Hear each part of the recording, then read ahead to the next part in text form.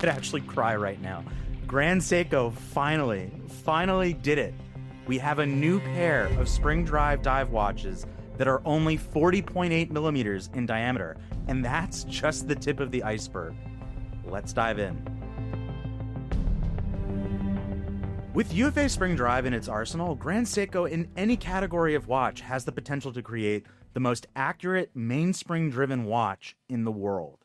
Dive watches are already a bit romantic in a world with dive computers, so a proper dive watch needs to have legitimate, highly regulated accuracy to really put the tool in tool watch.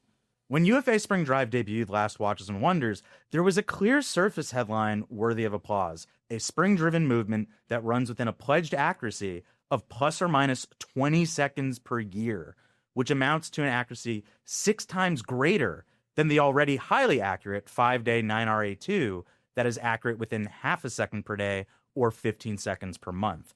But to be honest, we're splitting hairs here. U.F.A made something that was already very accurate and unrivaled even more accurate. So while everyone was fixated on the increased accuracy and the new micro-adjust clasp, I was metabolizing the quieter, more subtle headline. With the new 9RB2 U.F.A Spring Drive movement being inside of watches just 37 millimeters in diameter, the door was thrust wide open for smaller cases across other parts of the brand's catalog, and immediately Grand Seiko's dive watches came to my mind. To put it in perspective, Grand Seiko divers on average clocked in at around 44 millimeters in diameter. So with the new U.F.A movement, I knew Grand Seiko had a clear path to creating a tamer-sized dive watch. But would they walk down that path? Well, the answer is yes. With the new Grand Seiko Spring Drive U.F.A Ushio 300 divers, the new SLGB023 and SLGB025. The Evolution 9 case, thanks to the 9RB1 movement inside, now measures just 40.8 millimeters in diameter and 12.9 millimeters thick. This is game-changing compared to the blue Ushio 5-day SLGA023 diver that measured 43.8 millimeters in diameter and 13.8 millimeters thick. With this new size, Grand Seiko is finally offering a dive watch that, dimensionally speaking, is more in line with the strongest competitors within the highly popular dive watch segment. So it's a big deal for both Grand Seiko watch buyers and the brand. Though the case has been scaled down to proportions more in line with favored dive watch dimensions, Grand Seiko has retained all of the robustness and elegance we expect from its creations. Both watches are 300 meters water resistant with a screw-down crown and encased in the brand's high-intensity titanium, 30% lighter than stainless steel, yet even tougher. The Evolution 9 geometry is highly faceted and impeccably Zaratsu finished, clearly emphasizing the brand's light and shadow grammar of design, with alternating bright brush surfaces and glistening, distortion-free mirror polish surfaces going black under direct light. This is just my unforced opinion. There is no dive watch case from any other brand in the world that is better finished than what you see on these two watches. Let me know in the comments if you think I'm wrong.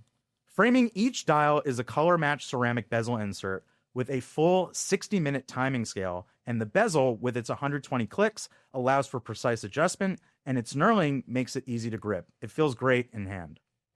Because Grand Seiko is so synonymous with excellent nature-inspired dials, I have been guilty at times of breezing through this portion of the overview. This time I want to slow it down and allow everyone watching this to take it in, whether a long-standing Grand Seiko fan like me or a complete newcomer. Ushio is just one of the many beloved dial patterns and layouts the brand offers. It means tide in Japanese, a perfect pattern for a dive watch.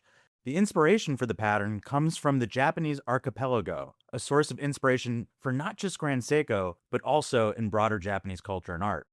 Though ultimately pressed into the dial during the dial manufacturing process, the pattern is first born by one of Grand Seiko's exceptional craftsmen, who hand carves a mold that becomes the basis of what we see on the final dial. This means that each dial, though identical, has a handmade essence, and you can see it in the finished product. It's also what makes the dial feel so natural, the wavy ridges of the dial perfectly mimicking the surface of serene water. It's almost like a photorealism painting of the tides. It's a mark of Grand Seiko's well-acknowledged mastery of dial crafting. The SLGB023's blue dial is said to reflect the vast expanse of the sea through a gradient that captures light streaming into the deep ocean, while the SLGB025's green dial draws from the tranquil beauty of shallow coastal waters near the shore. Though both have a gradient effect, the blue feels less dramatic, yet is so rich and swallows you in. The green dial has what I would describe as a clearer gradient, bright, almost washed at the center, and gradually fading to black at the outer edges.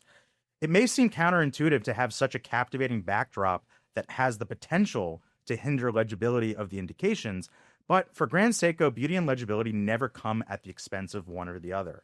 They're both executed at the utmost or not at all. The full set of applied hour indices is precisely diamond cut, giving each the beauty and brilliance Grand Seiko demands of its components, and their large shape affords ample lumibright for unquestionable legibility in any lighting condition. You also have a broad Evolution 9 style hours hand and a broad arrow-tipped minutes hand, each sizably filled with lumibright as well. The outer minutes track is housed within the sloped rehaut, ensuring that the lines do not have to compete with the beauty and texture of the dial. This allows the dial pattern to have minimal interruption, while also allowing the minutes track to have a backdrop that affords better legibility. A win-win. Perhaps the one thing I do not particularly love, but I understand why it's done, is the loomed counterweight of the second hand. With the lumibright filling the counterweight in darkness, the circle you see revolving around the dial will not indicate the current second. In fact, it's literally the opposite. But with the torque requirements for Spring Drive, that element could not be housed on the tip of the hand rather than the base. So what is the purpose of the loomed counterweight then? Ultimately, it's to signal that the watch is still running. So if you are hundreds of meters deep in the dark depths of the ocean, you can be aware of whether or not the watch is still keeping time, which would be important. Before we get to the bracelet, let's touch on the movement.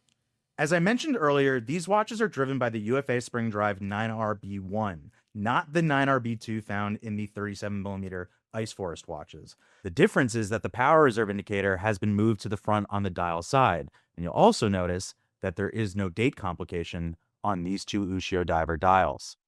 For those who question having the power reserve indicator dial side, where it's still on the movement, you would not be able to see it as the watches have solid screw case backs. And for a dive watch design, I'm happy to have a solid case back and the millimeter or so it saves in total case thickness. The 9RB1, like the 9RB2, is an in-house automatic 3-day caliber and is accurate within 20 seconds per year or 3 seconds per month. A cost chronometer requires +6 -4 seconds per day accuracy. This movement runs well within that parameter, yet per month, not per day, per month. It's incredible. The SLGB023 and 025 are both outfitted with case-matching Evolution 9 style bracelets. So we once again see a 5-link layout with link pieces alternating in width and fully brushed on the front side. But at least to the eye, it feels like there is a stronger taper here than what you would find on the larger Evolution 9 bracelets, which I think most of you watching this will appreciate. Once you reach the clasp, you will notice that these watches benefit from the micro-adjust system introduced last year, but it's actually an expansion and evolution of that clasp. These bracelets include a newly developed locking extension clasp with the micro-adjustment introduced last year. In addition to a 3-step micro-adjustment that allows for up to 6 millimeters of fine-tuning, the extension feature, designed to be used with a diving suit, enables an additional 18 millimeters, providing a total of 24 millimeters of adjustment. The GS emblem on the clasp functions as the locking mechanism, preventing the accidental release of the clasp, a red indicator when the emblem is slid down, indicating it is unlocked. So, with all of this in mind, I think you can understand why I, and likely many of you watching this, are very, very excited about this new duo of divers. Grand Seiko has always had a strong point of distinction in its watchmaking, Zaratsu finished cases, highly accurate spring drive calibers, just to name a key pair, but the potential roadblock, particularly in this divers category, has been its, until now, exclusivity in larger case sizes. I'm not saying there isn't a market for Grand Seiko's larger dive watches, but the SLGA023's lug-to-lug of 51.5 millimeters can be, even with the contour of the case shape, a bit intimidating for the average wrist size. When we look at popular Swiss dive watches, pretty much all of the dive watch icons have core variants sized closer to 41 millimeters. So with an average of 44 millimeters, Grand Seiko dive watches have never been able to be compared more apples to apples to their competitors, at least until now. With the SLGB023 and 025 and its 40.8mm size, Grand Seiko has finally brought all of the alluring key distinctions it offers, impeccably well-finished cases, a beautiful nature-inspired dial, and a caliber with unparalleled accuracy to this sweet spot a sizable audience has been begging the brand to do for years and years. There is no longer that looming asterisk where all of the distinct Grand Seiko elements are potentially disqualified in a watch buyer's mind because they couldn't get behind a 44mm or so watch. Literally the worst thing I can say about this watch is the loomed counterweight element. That's it, and it's so minor. I cannot really pick apart anything else. While I may not have always been enamored with the broader Evo 9 handset style at times, within the context of a full-on sporty dive watch, it makes absolute sense. The proposition is clear. For 17,700 Australian dollars, you can get the most accurate mainspring-driven dive watch in the world. 300 meters water resistant, titanium, stunning dials, 3-second per month accuracy, enhanced micro adjustment. It just ticks all of the boxes. Those who felt the SLGA023 was too big but loved the blue have the C-inspired SLGB023, and for those looking for an even more novel Ushio flavor, the Green Shore-inspired SLGB025 is another great option. So now I put it to you. Has Grand Seiko risen to the top of Mount Dive Watchmore, becoming the best dive watch option in its price segment? What do you like about these new designs? Is there anything you would change? Which of the two do you prefer? Let me know your answers to all of those questions in the comments below. The Grand Seiko U.F.A Spring Drive Ushio 300 divers, the SLGB023 and SLGB025, will be available beginning in June 2026 and will be priced at 17,700 Australian dollars. For further currencies and the full specifications, you can check out the description below. Thanks for watching, and be sure to subscribe to the Time+Tide channel for all the latest watch news, reviews, and content. And as always, see you on the next one.